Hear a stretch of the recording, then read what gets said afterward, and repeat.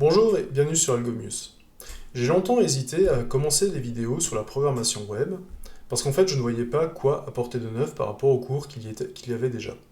Il y a énormément de ressources au niveau du web, et il y a des très bons cours qui sont faits, je pense notamment à GraphiCart ou Open Classrooms ou même FreeCodeCamp, qui sont des chaînes qui apportent pas mal de cours et pas mal d'informations au niveau de la programmation web. Alors je ne voulais pas faire une copie de ce genre de cours, et je voulais apporter quelque chose d'autre par rapport à cela. Eh bien, ce que je vais faire, c'est que je vais commencer à développer mon propre site, algomius.fr. Je vais m'aider de ces sites-là pour retrouver des informations, et je vais en fait mettre en vidéo le parcours que j'ai réalisé, étape par étape, pour mettre en place mon site internet. Donc je vais me laisser le temps de vraiment faire les étapes normalement, comme il faut.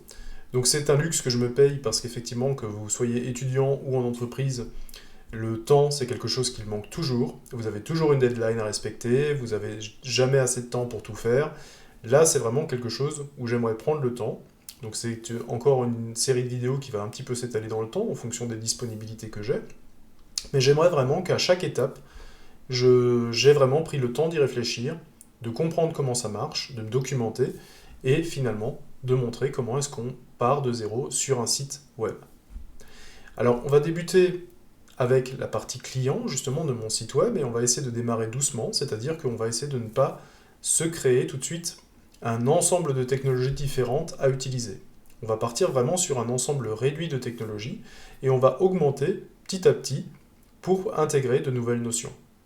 Donc ça me permettra de commencer avec moins de choses et de voir quelles sont les limites des technologies que je vais utiliser. Et quand on arrivera à ces limites, eh bien peut-être on se dira que maintenant il faut passer à autre chose pour pouvoir aller plus loin. Et donc je vais vous présenter tout simplement le projet algomius.fr tel que je vais le réaliser et vous montrer systématiquement les étapes qui vont suivre. Alors toutes les étapes que je vais vous montrer, elles vont se retrouver sur le site algomius.fr puisque le site va référencer lui-même toutes les informations qui sont liées au développement du site. Et donc, si jamais quelque chose vous plaît sur le site, eh bien, vous pourrez retrouver une vidéo pour voir comment cet aspect-là a été réalisé. Alors, sans plus attendre, je vous propose de basculer dans cette première partie qui va nous parler du cahier des charges. Alors, voilà comment se présente le site algomius.fr en ce moment. Donc, il n'y a pas pour l'instant grand-chose dessus, mais tout simplement, je veux que le site se documente lui-même. Donc, j'ai utilisé le site lui-même pour pouvoir y mettre ma documentation. Et ça me permettra d'avoir déjà des pages de texte. Le jour où je vais commencer à mettre du style, des feuilles de style, eh bien j'aurai déjà du contenu et ça me permettra de voir si la feuille de style est adaptée au contenu que j'ai à mettre en place. Et donc sur cette première étape de réalisation de site, j'ai essayé de mettre en lumière ce qui était important pour le site. Ce que je veux déjà, c'est un site qui me permette d'organiser mes vidéos facilement et de permettre aux utilisateurs de comprendre quelles sont les vidéos qui expliquent des choses, quelles sont les vidéos qui sont en lien les unes avec les autres, c'est-à-dire lesquelles il faut regarder avant pour avoir les notions, pour comprendre ce qu'il y a là-dedans. C'est notamment vrai en base de données où je commence à avoir une playlist qui est assez énorme, et je commence à avoir beaucoup de questions sur des sujets que je traite dans d'autres vidéos. Donc pour moi, c'est que l'organisation de la playlist telle qu'elle est faite sur YouTube n'est pas claire. Donc on va essayer de remédier à ça. Alors, dans ces premières étapes, je me suis fixé quelques petites étapes. C'est pas le site au complet, mais c'est tout simplement de dire voilà qu'est-ce qui est important, qui doit être mis en place dans les premiers temps. Et puis ensuite, on va essayer de bâtir sur cette base pour rendre les choses mieux, ajouter du contenu et d'autres choses. Donc, je veux faire ça étape par étape, c'est-à-dire que la première étape, c'est déjà la rédaction du cahier des charges. Et c'est la vidéo qui va nous intéresser aujourd'hui. Ensuite, on va essayer d'organiser les éléments sur les différentes pages, et on va faire les wireframes, c'est-à-dire les fils de fer. On va dessiner à la main chacune des pages pour voir l'aspect que ça peut avoir. On va mettre en place une charte graphique, on va se poser des questions au niveau des couleurs, des polices ou ce genre de choses. Ensuite, on va mettre en place la maquette, la dessiner vraiment, quel est le rendu final de l'aspect de la page internet. On va voir s'il y a les outils que l'on utilise derrière. On va ensuite prendre cette maquette et la transformer en site, donc vraiment traduire l'image de la maquette en composant HTML, CSS. On va naturellement s'intéresser un peu aux mentions légales aussi, un petit peu aux règles de droit. On va s'occuper du référencement SEO, pour effectivement que notre site apparaisse dans les recherches Google, et on va s'occuper aussi des options d'accessibilité pour que la présentation du site soit accessible au plus grand nombre. Donc ça, c'est les premières étapes que je me suis fixées pour mon site. Et donc après, on ira un petit peu plus loin et on verra comment est-ce qu'on peut faire évoluer les choses. Mais je voudrais déjà que ces premières étapes soient en place. Et donc la première étape, c'est la rédaction du cahier des charges. Alors le cahier des charges, je vais peut-être l'agrandir un petit peu. Alors le cahier des charges, tout simplement, il va reprendre tous les aspects du développement du site internet. Et ça me permettra aussi de me fixer mes propres limites par rapport à ce que j'ai envie de faire. Quand on commence à développer quelque chose, on a souvent tendance à partir dans tous les sens, on regarde ce que font les sites à gauche à droite, ils font des trucs super, et on se dit, tiens, ça c'est un truc que j'aimerais aussi avoir dans mon site. Et on commence à avoir des idées sur des listes à rallonge. En fait, un site, c'est quelque chose qui peut toujours évoluer. Mais là, ce que j'aimerais vraiment, c'est partir sur une version du site qui est assez simple et qui réponde à l'objectif principal que je me suis fixé, à savoir pouvoir organiser mes vidéos. Donc, je me suis amusé un petit peu à écrire des cahiers des charges, j'y ai placé quelques notes d'humour, parce que lire ce genre de documents, c'est pas forcément toujours très intéressant. Donc là, j'ai l'avantage que je suis moi-même le développeur et moi-même le client. C'est-à-dire que le développeur aime bien l'humour, le client aussi, donc ça ne pose pas de problème qu'il y ait un peu d'humour dans le cahier des charges. C'est peut-être pas quelque chose à faire suivant l'entreprise dans laquelle vous êtes, mais là, c'est quelque chose que je me permets.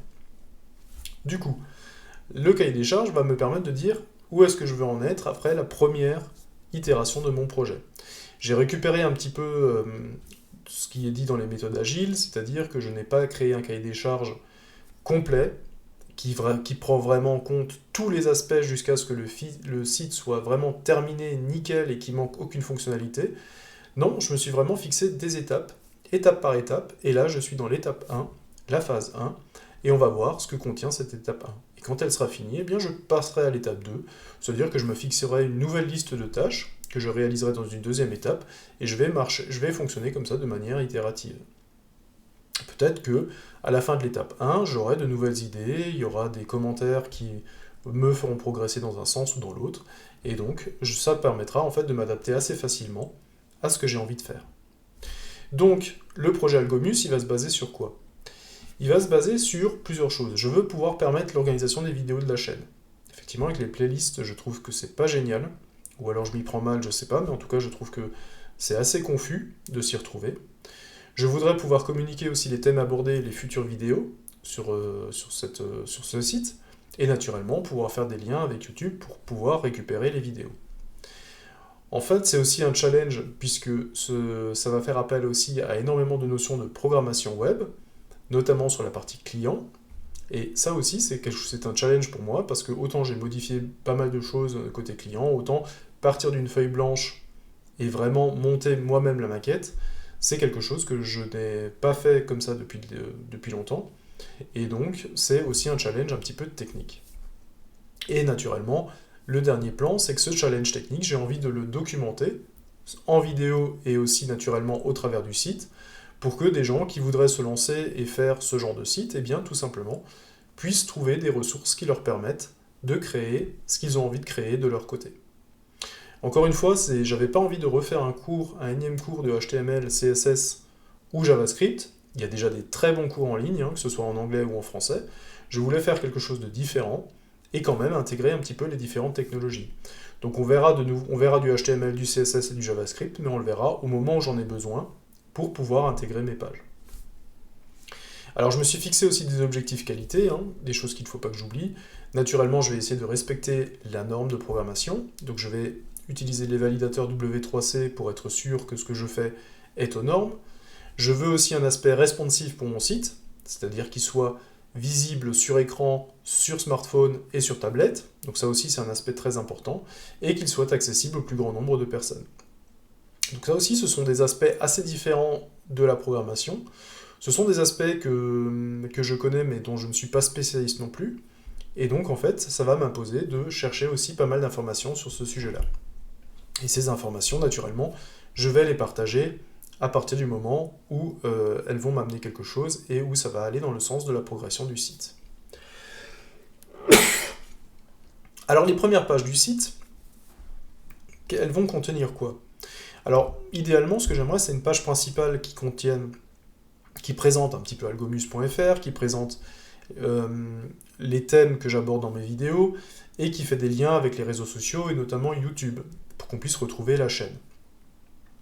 Je voudrais des pages qui puissent regrouper des vidéos par thème, histoire d'avoir une page pour la base de données, une page pour l'algorithmie, une page pour les maths, et donc ça permettrait à chacun de retrouver le thème qu'il cherche à visualiser. Une page contact, ça c'est encore quelque chose que je cherche à définir, peut-être pas, je verrai. C'est pas quelque chose de primordial. Les mentions légales du site, c'est quelque chose sur lequel je vais me renseigner aussi, puisqu'effectivement il y a des choses qu'il faut indiquer sur un site internet, on va aussi s'en occuper. Et je voudrais une section pour documenter le site lui-même, et expliquer comment les choses fonctionnent et comment le site a été créé de bout en bout. Donc c'est-à-dire que c'est une section qui va contenir le cahier des charges, les maquettes qui ont été dessinées, la charte graphique telle qu'elle a été imaginée, et ainsi de suite, tous les documents qui m'ont permis d'arriver à construire mon site internet. Alors je me suis aussi fixé des contraintes techniques, tout simplement parce que je me suis rendu compte qu'en développement web, on pouvait très rapidement se noyer dans l'ensemble des langages que l'on pouvait utiliser, l'ensemble des frameworks que l'on pouvait utiliser, et ainsi de suite. Donc ça veut dire que je me suis fixé dans un premier temps pour cette phase 1, de partir vraiment sur la base. C'est-à-dire que la seule chose que je me permets de faire techniquement, c'est d'utiliser les langages HTML et CSS, peut-être un peu de JavaScript si vraiment je me retrouve bloqué, mais dans l'idée, j'aimerais vraiment me focaliser sur ces deux langages, essayer de voir où en sont les limites et à quel moment donné j'ai besoin d'avoir autre chose. Donc je pense que HTML, CSS, ça va quand même être assez rapidement limité parce que j'ai pas de structure de contrôle pour rendre mes pages dynamiques. Donc on va essayer de voir jusqu'où on peut aller, mais je pense que très rapidement, on va devoir intégrer du JavaScript. Mais cette première phase, j'aimerais la réaliser uniquement en HTML, CSS. Donc pas de bibliothèque, pas de Bootstrap, pas de jQuery, pas de framework, donc là non plus, pas de React, et naturellement pas de base de données, puisque cette partie va être côté client. Donc j'ai pas forcément de base de données à ce niveau-là. Mais on va s'apercevoir, je pense, qu'il va y avoir des données à stocker, notamment les données des vidéos, et que sans base de données, ça va quand même être, au début, pas pratique. Mais donc, en fait, on va se heurter à ces difficultés, et on va systématiquement voir à quel moment j'ai finalement besoin d'avoir quelque chose de plus, d'avoir quelque chose qui va m'amener quelque chose de supplémentaire. Donc les phases de l'étape 1, elles sont simplement rappelées. Le cahier des charges, qui est la première étape, eh bien, on est en train de le lire, donc c'est une phase qui est terminée. On va organiser les pages et tracer nous-mêmes les dessins, c'est-à-dire soit à la main, soit avec un petit logiciel de dessin, mais on ne va pas aller très très compliqué. On va essayer de mettre en place une charte graphique, on va essayer de comprendre un petit peu les émotions qui sont derrière les couleurs, on va essayer de comprendre un petit peu la signification des polices, la signification des espacements et tout ça. Là aussi, c'est quelque chose que je vais découvrir un petit peu plus en détail, parce qu'effectivement, c'était pas mon boulot principal de faire des chartes graphiques, donc ça c'est quelque chose aussi qui va me demander, je pense, pas mal de travail. Ensuite, on va créer une maquette, donc version d'apparence définitive de notre site. Cette maquette, ensuite, on va la transformer en site, donc vraiment la convertir en HTML, CSS, et on va s'occuper des notions de RGPD, de SEO et d'accessibilité. Voilà pour cette première étape. Alors, la dernière partie, je l'ai mise en place pour qu'on soit assez complet sur le côté cahier des charges. L'équipe, le délai et le budget, c'est normalement quelque chose qui devrait se trouver dans le cahier des charges. Mais comme je vous l'ai dit, je suis sur un projet un petit peu spécial, puisque je suis à la fois développeur et client, ce qui fait que l'équipe est déjà assez réduite, donc normalement on ne devrait pas avoir de problème de communication à ce niveau-là. Les délais, je ne m'en suis pas fixé, je ne me suis pas fixé de deadline, c'est tout simplement, je me suis laissé le temps de faire les choses, de lire des documents si jamais je ne maîtrise pas le sujet, de comprendre ce que je fais, et d'arriver, pas forcément en me fixant un objectif en termes de temps, mais plutôt un objectif en termes de qualité, et ce sera fait quand ce sera fait. Le budget, c'est pareil, je suis mon propre développeur, donc le budget, normalement, je devrais arriver à le tenir. Enfin, ce qui m'intéresse aussi, c'est de vous montrer les ressources sur lesquelles je me suis appuyé pour rédiger chacun des documents et faire chacune des phases. Et donc, on va retrouver en bas de chacune des étapes les documents sur lesquels je me suis appuyé. Donc on a ici un résumé en cahier des charges en anglais, on a un cours sur le cahier des charges chez Open Classrooms, on a un document de blogging, les 7 règles d'une documentation technique efficace, et on a enfin encore une autre façon de rédiger le cahier des charges.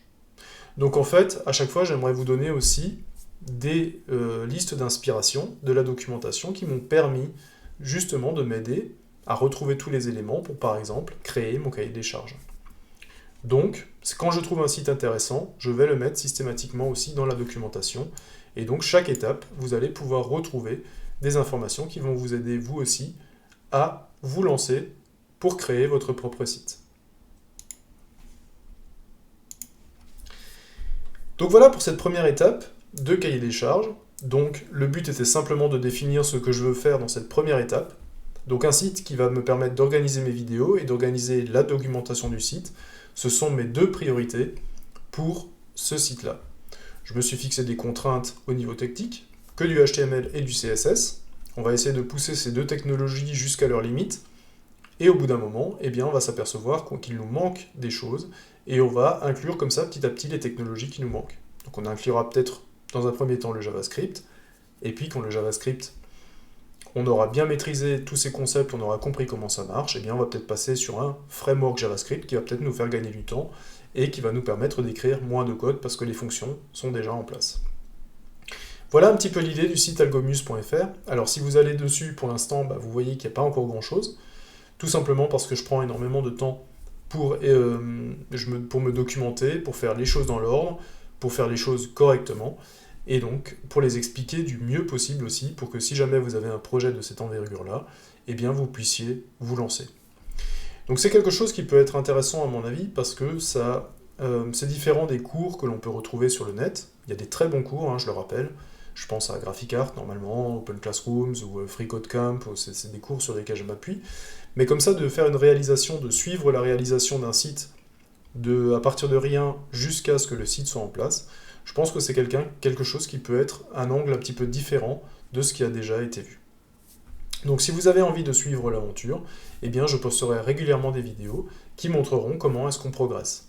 Et la prochaine vidéo, ce sera simplement effectivement de créer les wireframes, c'est-à-dire de créer les maquettes vraiment à la main pour montrer un petit peu les éléments qui vont se retrouver sur chaque page et comment ces pages vont s'articuler. Donc je vous donne rendez-vous à très vite pour poursuivre l'aventure d'algomus.fr.